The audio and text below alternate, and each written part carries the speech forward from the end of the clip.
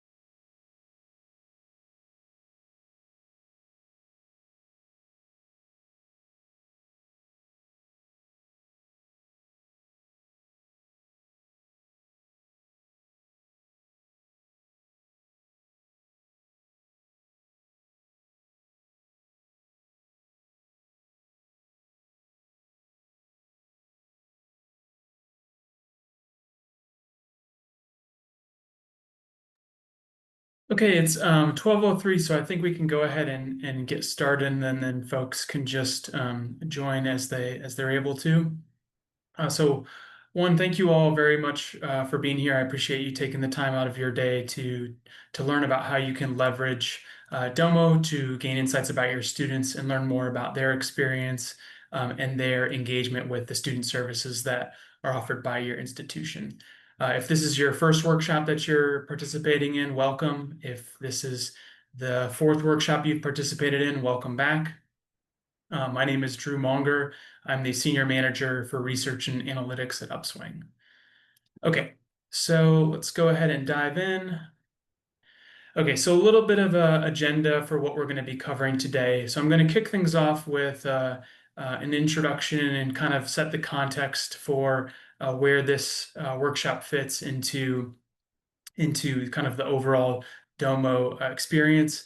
And then we'll be diving into some specific questions that you might have around your students' engagement with student services. So we're going to start with understanding student usage. Next, we'll talk about tutoring operations and highlight a couple insights into how you can learn more about how your learning center is operating. And then lastly, we'll turn to identifying some potentially at-risk students and how you can use Domo to do that. And then also identify some potentially maybe problematic usage patterns related to tutoring. And I'll show you how you can identify those as well. And then we'll end with a brief Q&A, a Q&A. So before I jump into the material, thank you all for submitting questions as a part of the registration process. I won't be able to get to all of those questions during today's workshop, but what I will be doing is for those that I wasn't able to cover, I'll be following up with you via email so that you get those questions answered. And then throughout the presentation today, you can either type questions into the chat or use Zoom's Q&A feature, and then we'll save those questions for the end. Okay, so let's dive in. Okay, so a little bit of an introduction. Like I said, my name is Drew Monger. I'm the Senior Manager for Research and Analytics at Upswing. So in my role, I manage Domo's implementation at Upswing, making sure all of the data apps that we're sharing with you all are high quality and meet your needs.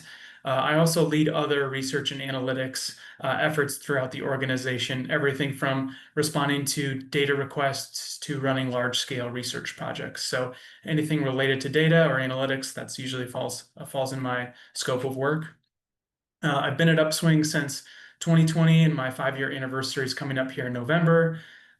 Before that, I worked in K-12 education as a district administrator. I started working in human capital offices on data teams and then switched to working in academics offices and have lots of experience kind of leading those teams. And then lastly, some personal notes. I currently live in Asheville, North Carolina. In my spare time, I enjoy hiking and biking with my wife and daughter. And I just took my 2.5-year-old mountain biking for the first time a couple weeks ago, and she really loved it. So that's good. Okay, so in terms of what we're going to be covering today, to kind of set the context, we did some trainings December of last year and then January of this year that really focused on the basic mechanics of using Domo.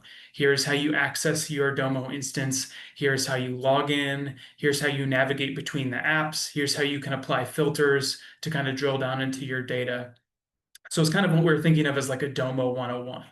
So for this training, we're actually going to be switching gears a little bit and focusing less on the basic mechanics of usage and showing you more how you can actually gain insights from the data that's presented in Domo. So it's a little bit more of an advanced training, and I won't be covering like the nuts and bolts of here's how you apply a filter, here's how you scroll through the data apps, things like that. So by the end of this session, the goal is one, that you'll be able to interact with the two data apps that I'm going to be discussing, the partner usage app and the ANA data app, to generate meaningful insights about your institution's students. The next goal is that you're able to identify trends in student engagement and patterns in the resources that students are using. And then also to make data-driven decisions around how your learning center operates. And then also, we'd like you to be able to kind of identify some potentially at-risk students through some early warning strategies that I'll be talking about later. And then the kind of overarching theme of this is just understanding students better. And so that's kind of our overall goal, is that you can use data to kind of understand your students. Okay, so the structure of this presentation is I'm now going to kind of split my screen, and I'm going to have a series of questions that would be relevant for like a learning center director up. And then also I'll have Domo up in a separate tab. And what I'm going to do is I'm going to walk you through the answers to those questions. And I don't recommend that you try to follow along in your own Domo instance. What I would recommend is that you just watch me for now, and then when the recording gets sent out later, watch the recording and then try to follow along, because you can pause the recording. Whereas we're going to cover a lot today, so I won't be pausing at specific points for people to catch up. So I'd recommend you just watch me do it for now and then try and replicate that with your own school's data later on. Okay.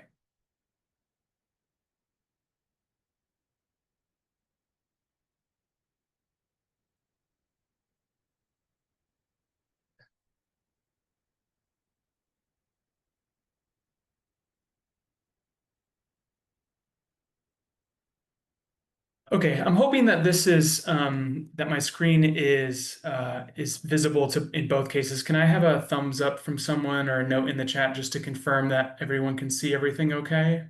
Okay, awesome. Thank you so much. Okay, so like I said, we'll have the questions that we're going to answer on the left-hand side, and then I'll be walking you through Domo on the right-hand side. I'm going to be navigating a little bit differently than you will, because I'm not going to be revealing obviously any student information or institution information in this presentation. So things might look a little different, but I'll try and um, talk you through exactly how I'm navigating. Okay, so the first question that we're looking to answer is, how many of my institution students are using Upswing's products and services? So this is a great indicator of kind of student engagement with services as a whole. So the way that we do that is on the partner usage app here on the overview page. So if you navigate to this page, you don't even have to scroll anywhere. At the top right-hand corner, you see this card that says engaged students year to date.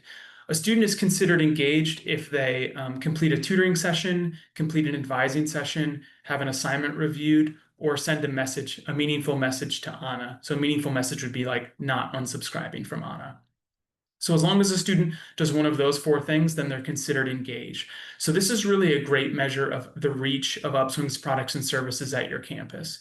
And so you can see for the institution that I filtered for here, the blue bar indicates this year to date, so 2025 year to date. So that'd be January 1st to July 24th. And at this particular institution, 3,595 students have engaged with one or more Upswing products or services. So you can see a substantial amount of students, more than 3,000 at this institution. We also show this data for the previous year in gray there. So it's 3,467 students were engaged during that same time period last year. So my takeaway from this is one, we're seeing kind of pretty high absolute engagement, right? Thousands of students are using Upswing's products and services. We're also seeing good growth from last year to this year, about 130 more students using it. So that's great growth to see as well. So that gives you kind of an overall indication of the total reach of our products and services at your campus. The next question that is interesting to look at is what types of resources students are accessing. So this question is really important because just because it's important to know kind of the demand of resources so that you know you need to build capacity in those particular areas to support those students. So the way that we identify what resources students are accessing is we can scroll down on the same partner usage app, and I'm going to scroll down to this table called usage by category. And by default, it looks like this, where it's all broken down to like the most granular level of detail. But typically what I do is I click the minus sign next to parent category and the minus sign next to module. And then what this will do is this will aggregate it towards the module or product. So you can see tutoring here, and 46% of all usage is in the tutoring module. 36% of usage is in ANA, and then about 18%, or the remainder, is in assignment review. So at this particular institution, far and away, tutoring is the most common resource that students are accessing.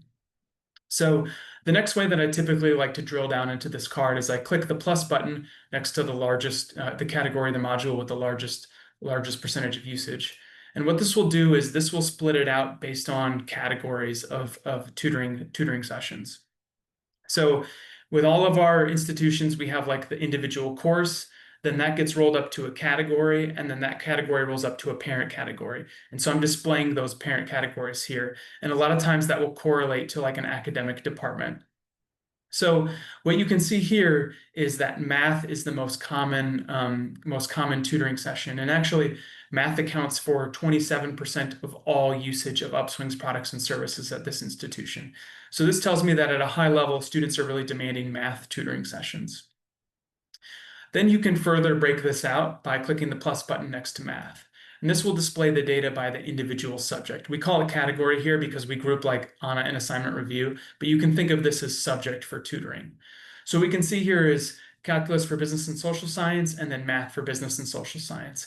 And in those two courses alone, that accounts for more than 15% of all usage. So my takeaway from this information is that the most common resource that students are accessing really are these math classes for what appears to be students in business and social sciences programs. Like that's where the demand is, and so that's where the Learning Center needs to be built up to support those types of students.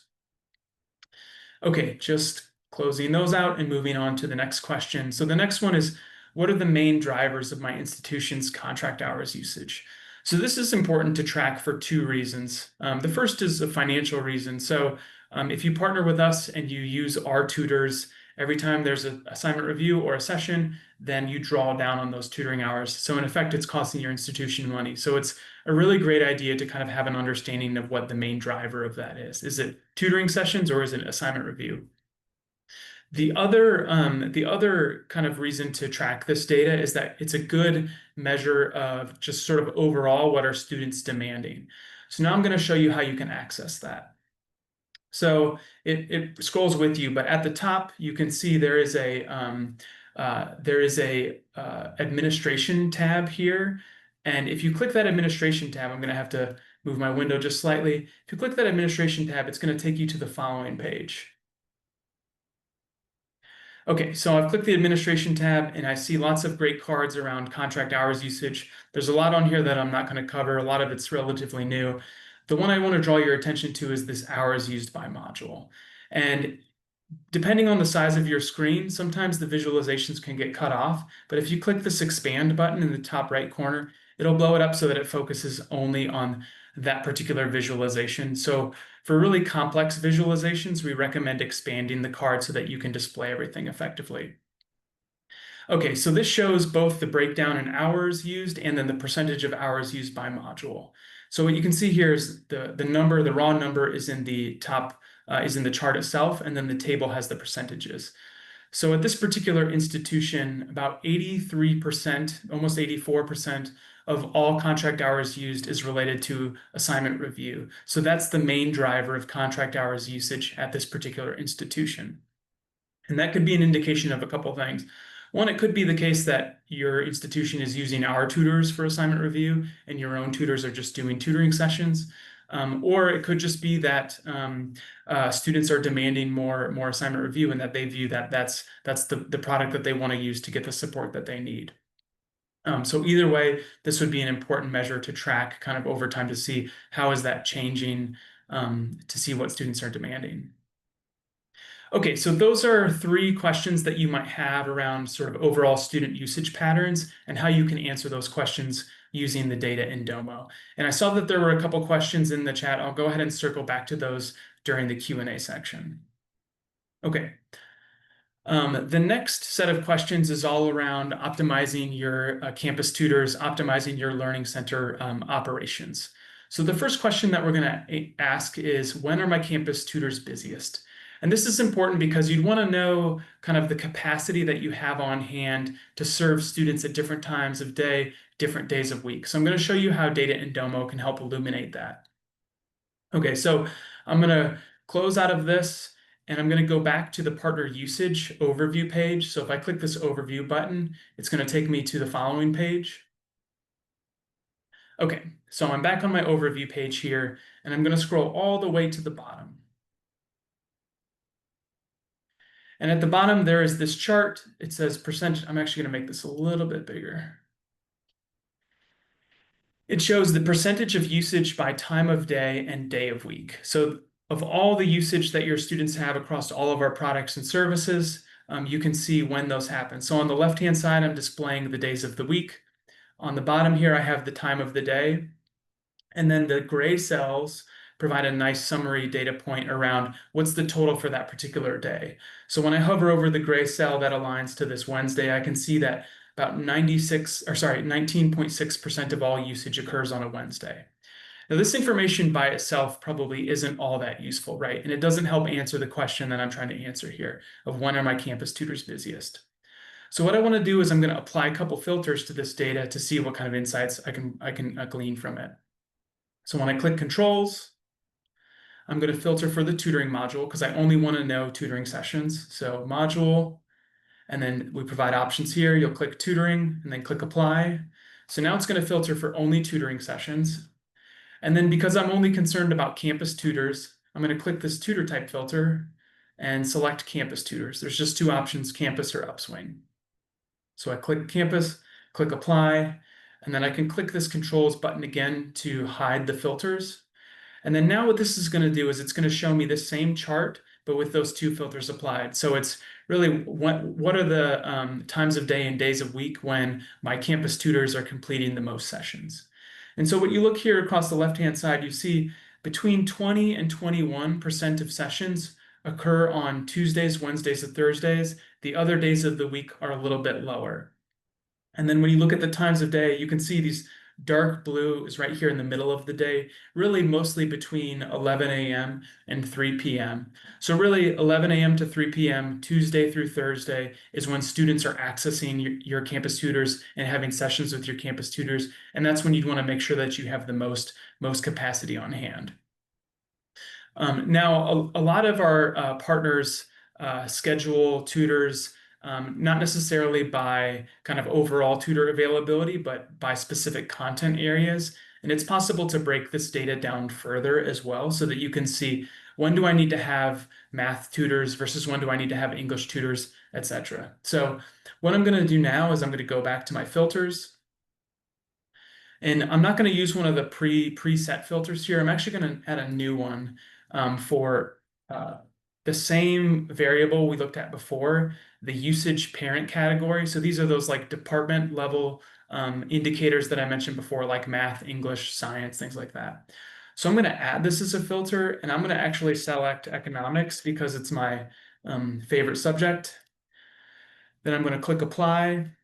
Notice I just searched for economics and then it pulled that option for me, and I could just click the checkbox next to it to apply it.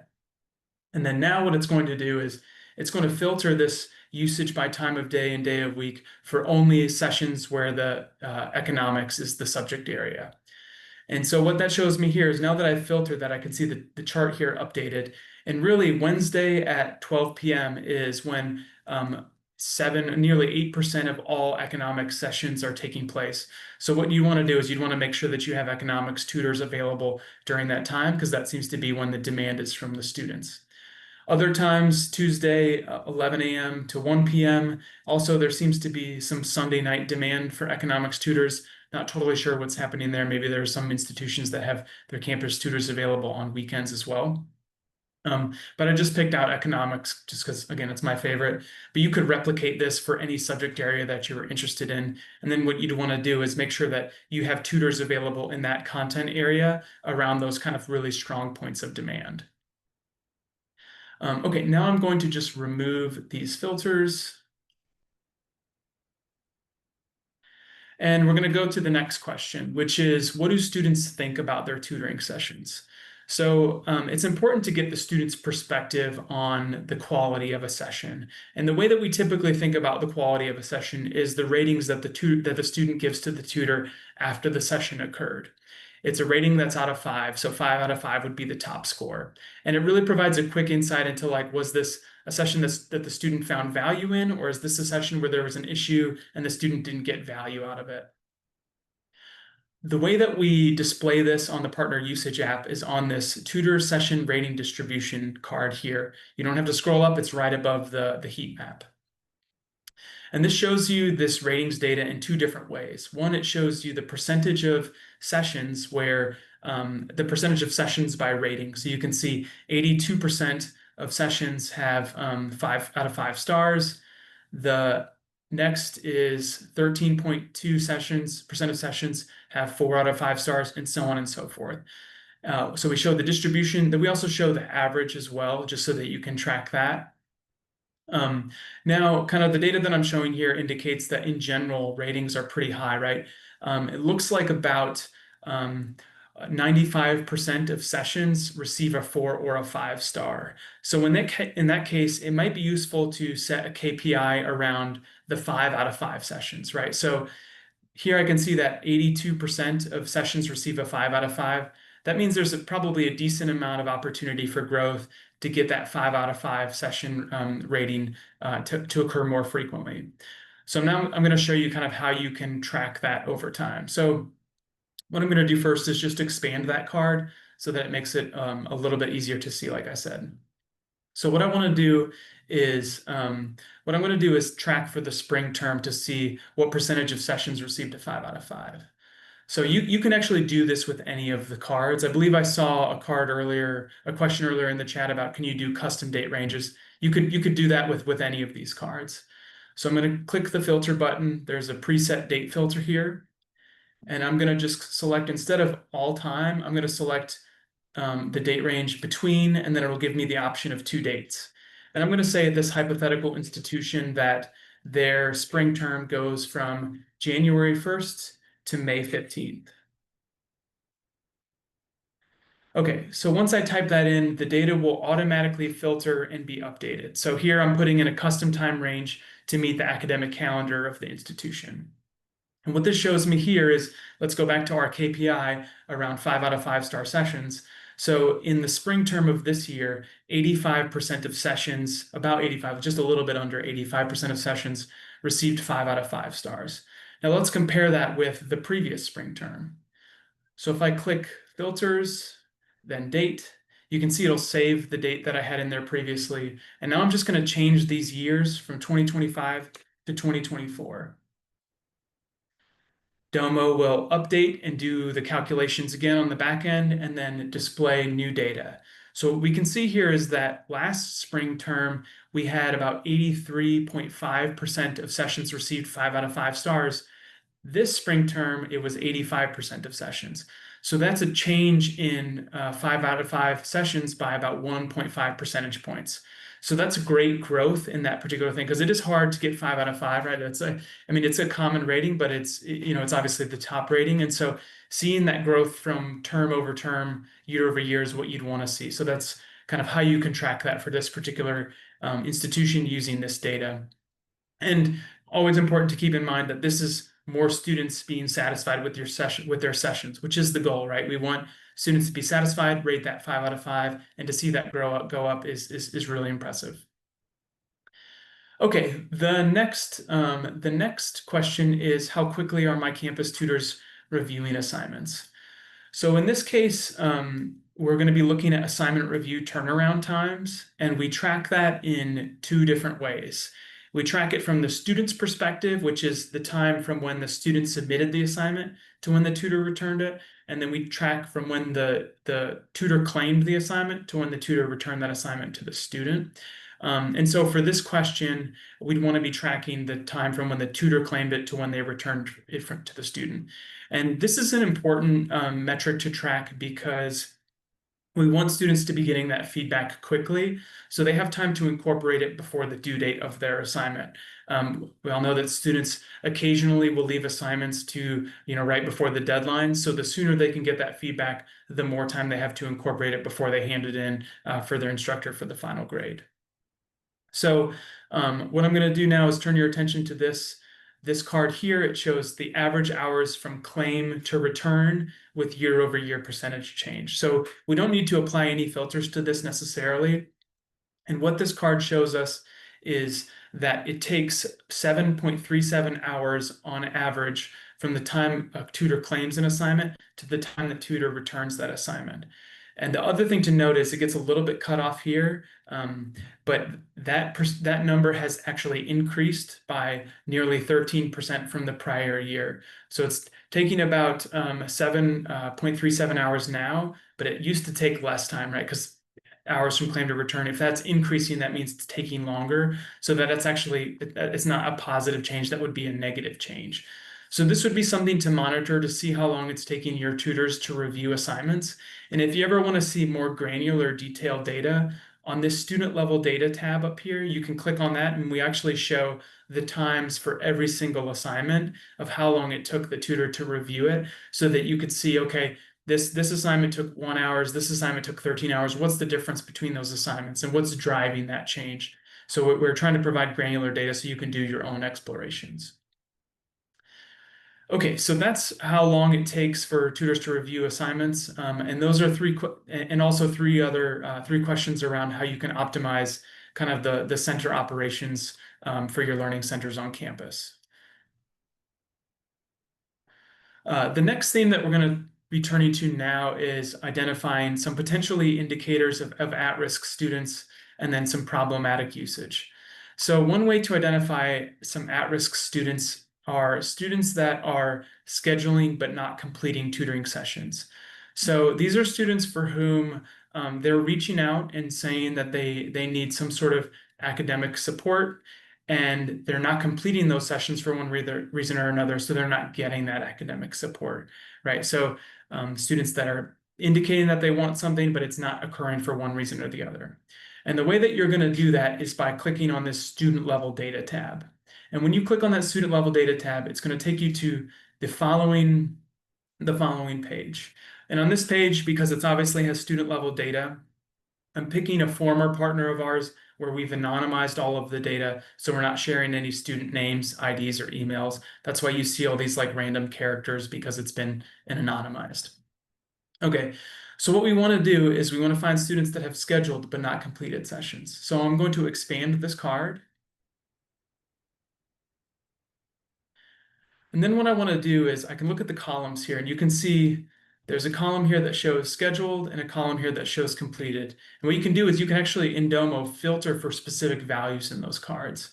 And so what I'm going to do is I'm going to apply a filter. I'm going to click this filter button. You can see I'm um, uh, just clicking this button here that looks like the filter, and then you can add your own filters. So I'm going to click add filter, and then I'm going to scroll down to uh, tutoring sessions completed. I'm going to click that, and then that's going to add it and allow me to select specific values.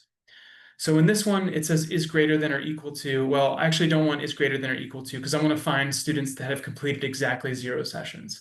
So I'm actually going to click this drop down, change it to is, and then type in 0 here. And so when you click apply, you can see it'll say tutor sessions completed equal to 0. So these are students who haven't completed any tutoring sessions. Okay, now it's filtering that for me. I'm going to minimize this in the meantime.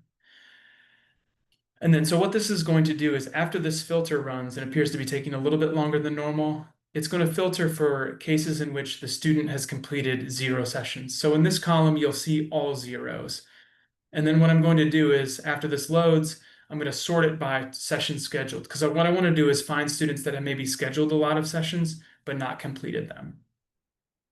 And actually, since this is taking a while to load, I'm going to quickly do this using the other filters here. Okay, there we go. Okay, so it's finally caught up, and you can see here tutor sessions completed, 0 in this column. So these are all students who haven't completed any sessions.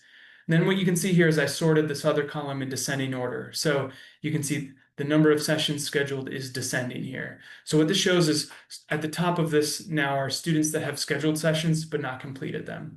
And you can see that there's 3 students at the school that have scheduled 2 sessions but haven't completed any sessions. Now, this actually isn't that bad, right? Sometimes we see students that schedule 5 to 10 sessions and haven't completed any of them. 2 sessions is a little bit borderline, but you'd want to see at your school, check this and see are there students that are scheduling sessions at 5 to 10 range or maybe even more and not completing any. So these might be cases in which you'd want to monitor these students to make sure, okay, do they have any future sessions that are scheduled and not completed? But these are students that have indicated that they need help. They're scheduling sessions but not completing them.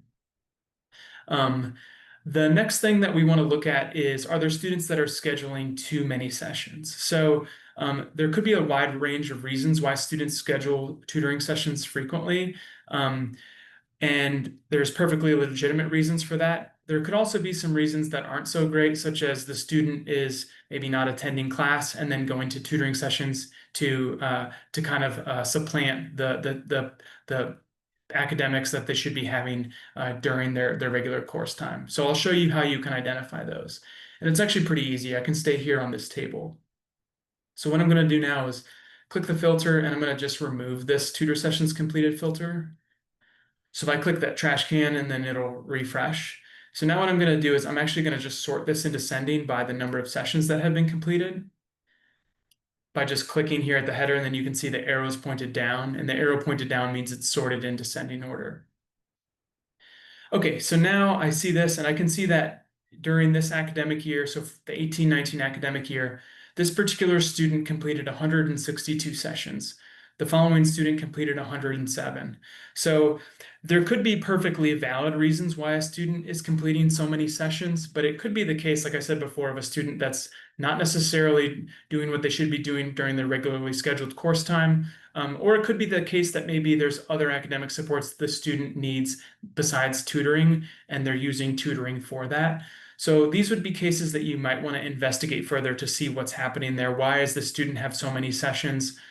Is there some other support that the student might need instead of tutoring? A lot of the other counts on this table are what we see more regularly. A student that maybe has a session every other week to kind of get the things that they didn't quite get in class, or students that go on a weekly basis during a particularly challenging semester or term. But when we get above 100 sessions in one academic year, that's kind of like a session during every weekday of the academic year. And so it's worthwhile investigating to kind of see what's going on there.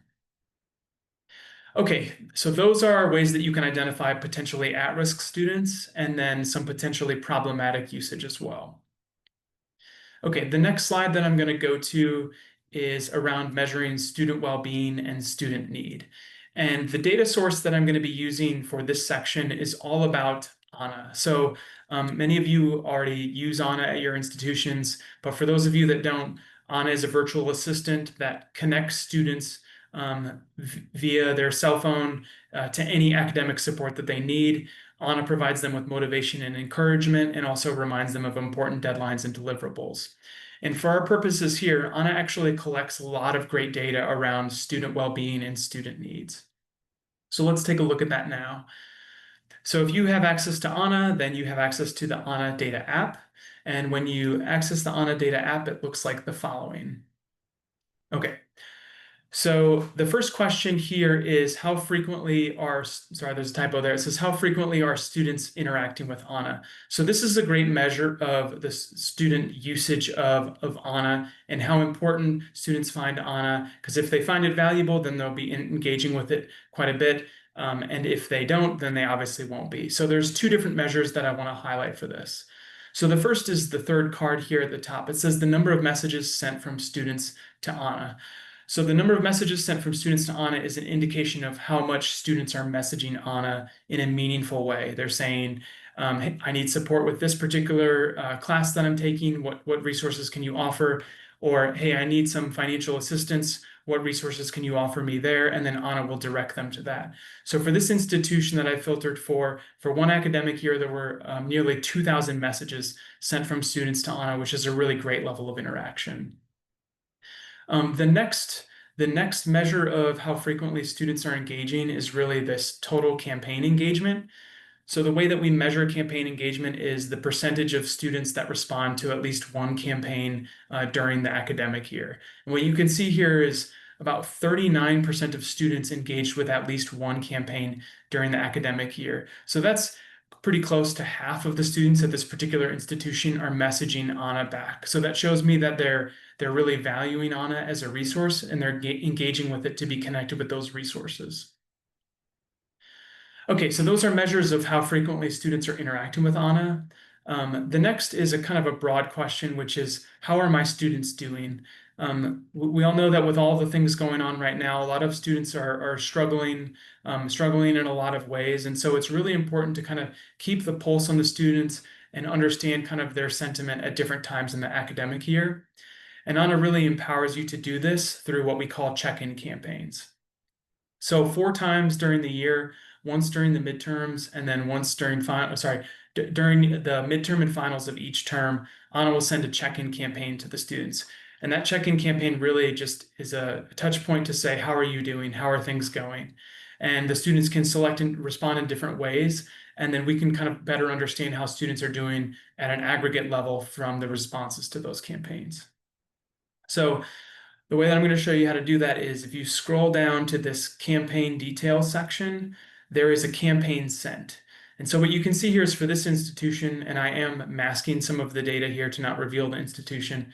You can see that on October 11th, 2023, we sent a mid-semester check-in campaign to this institution's students. You can see the message went out to 874 students, and about 5% of them, a little bit more than 5% of the students replied. So not the majority of students, but not an insignificant amount of students at the school, because this is a smaller one of our partners that has a little bit lower of enrollment. Okay, so now what I'm going to do is I'm going to scroll down to the next table to be able to view the responses to that campaign.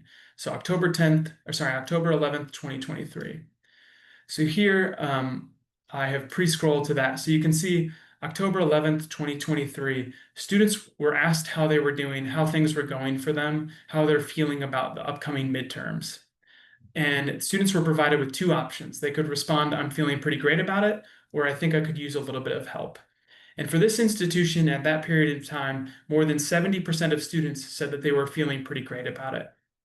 So my interpretation of this data is it's actually quite positive.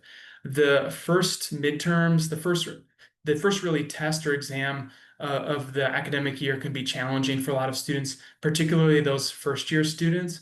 So to see that high of students that are responding that they're feeling pretty great about it is really, really positive. However, there are some students, so about 27%, suggested that they could use a little bit of help. So what happens in those cases is Anna then kind of reaches back out to them to ask what the need is, what the different supports that they think they might need, and then connects them with those support services.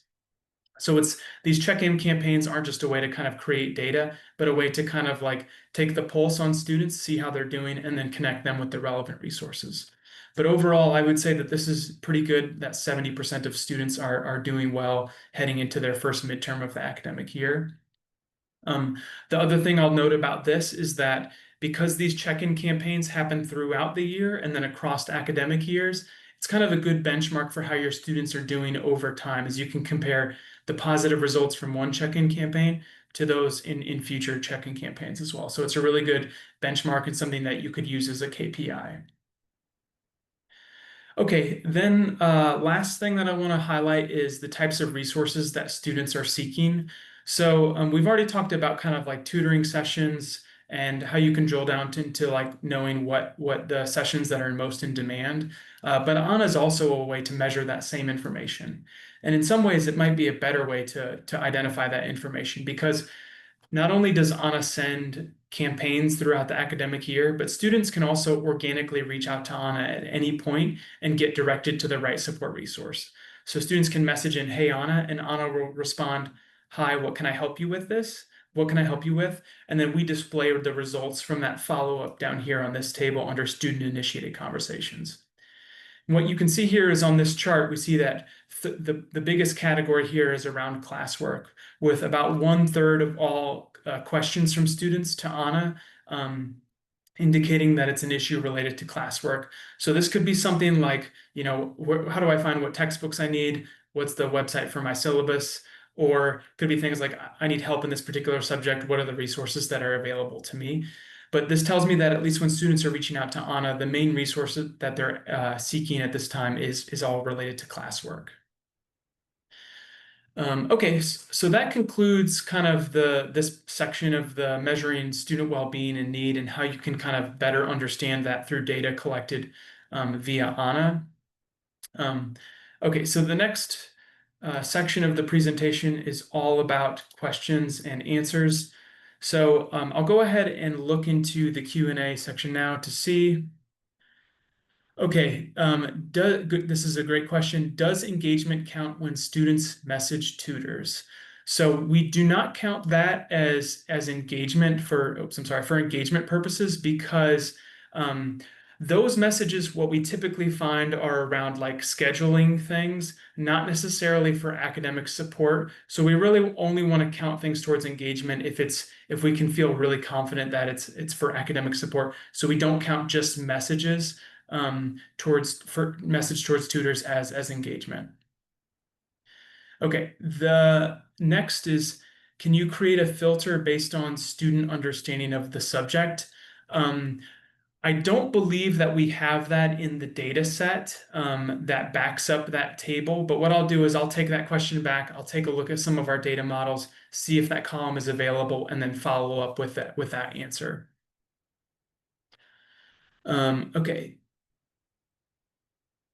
Can you gather data stating how many or what percentage of students that use Upswing provide feedback on the tutor? Yeah, so this is a really great question. So right now, if I'm interpreting it correctly, it's maybe not every student fills out that feedback form rating the tutor. So you don't know kind of how complete that ratings data set is. Right now, we don't have that data available, but that is something I'll take as a point of feedback, and we could potentially add that for the future, just so that you all know kind of how often students are rating, because it's an important data point that we'd want to collect. Um, is is there data for advising module engagement? Yes, there is, and all the data points that I've shown, or many of the data points that I've shown, you can filter for module equals advising, and then it'll filter them so that you can see how often students are meeting with advisors, what times of day, days of week students are meeting with advisors. So anywhere where you see a module filter, you can filter and drill down for advising. Okay, the next, can you create a filter that we are able to schedule certain reports to be emailed to us each week? This is a great question. So previously, Domo only facilitated scheduled reports around individual cards on a Domo app. So you could schedule, but it would just be like the heat map sent to you on a weekly basis. They just released a new feature, and I think it's in beta right now, that actually allows an entire report, an entire app to be sent out on a weekly basis. So you could actually get the partner usage app to your inbox on a weekly basis. So it's a new feature, and what we're doing now is testing it out to see how it works, to see how we want to roll that out to our partners. So this is something that we're currently exploring, but would like to release because that's a question that we've gotten from a lot of our partners and something we would like to pursue. Okay. I believe I've answered all the questions in the Q&A. Let me turn to the chat. Okay.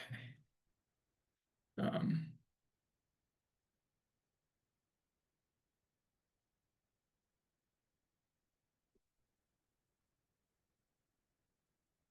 okay, can you filter it for academic year based on the calendar year? This is a great question. So, unfortunately, right now, Domo does not support the creation of like custom time periods like the financial year or the academic year. So all of the calendar filter options are really basic, like quarter to date, things like that. So what you'll have to do, unfortunately, is to filter for those custom date ranges. And then once you've filtered for the custom date ranges, like for your unique institution's start date and end date, then it'll filter for the academic year, but it's not built into the date range filter options right now. Okay, the next question is, are these unique students or does it include repeat students? That's a great question. So I believe this was, it's pretty earlier on in the presentation. So I believe it was when I was looking at the number of engaged students. So we don't include repeat students in that calculation. So each student can only count once. So if a student has completed one tutoring session and they've had also completed one advising session, that student only counts as one time, even though they've completed multiple things. So when we refer to students, it's always unique students. If you wanted to see like a count of things, when you see a chart that says usage, that's when we count each individual usage. So that tutoring session and that advising session would both count equally for that. Um, okay. Um, Okay, I think that covers all of the questions both in the chat and in the Q&A. I'd like to highlight some quick next steps for folks. So one, everyone who attended, and I actually believe everyone who registered as well, will receive the recording. And what I'd recommend that you do is walk through these same steps that I've just done, but with your institution's data, and then you'll be able to uncover those same insights about your students. And the recording's nice because I tend to go fast and you can pause it and then go through the steps and then press play when you're ready again. The next point is, again, there were some registration questions that were submitted that I didn't get a chance to cover for this. So I'll be following up with those individuals to answer those questions via email, and hopefully we'll do that in the next couple of weeks. The next point is we're constantly making changes to Domo based on your feedback to make it more useful for you all. So please submit feedback to your hero, and then they submit that to me, and then we prioritize the changes accordingly. And thanks to you all, because we've already received a lot of great feedback from folks around changes that they like to see or new additions that they would like to see as well. And then the last point that I'd like to make is if this presentation was a little fast and you'd like a little bit more of a refresher on like the Domo 101, how do I navigate, how do I scroll, how do I filter, our knowledge base that our support team has created has a really great set of resources walking you through kind of the basic mechanics of using Domo. So I would recommend you check that out as well. Or if you get stuck at any point in time, just check that out because there's a lot of great resources there that can help you. Um, okay, yes, and I see that my colleague Elena has just posted the link to that in the chat as well. So thank you all so much for joining today's workshop on Domo and learning more about your students using the data in Domo. Thank you so much again. Have a great day and enjoy the rest of your week.